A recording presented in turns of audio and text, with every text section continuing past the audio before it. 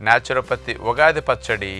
ముందుగా పులుపు కోసం చెట్టు మీద నుంచి ఎండిపోయిన చింతకాయలు ఉంటాయి కదా, వాటిని అట్లా తీసుకుని తొక్కవలిసేసి చింతపండు గింజలతో సహా అట్లా తీసేసుకున్నాం. నీళ్లు పోసి నానపెట్టేసి తర్వాత పిసికి చింతపండు గొజ్జు తీసుకుంటే ఫ్రెష్ చింతపండు గొజ్జు చాలా బాగుంటుంది. ఫిల్టర్ చేసేసి ఆ తుక్కు తీసేస్తాం. ప్యూర్ గా చింతపండు గొజ్జు మనం ఒక బౌల్లో వేసేస్తాం. తీపికి అందరూ బెల్లం వాడతారు. మనం బెల్లం బదులుగా తేనె 1 కప్ తీసుకున్నాం.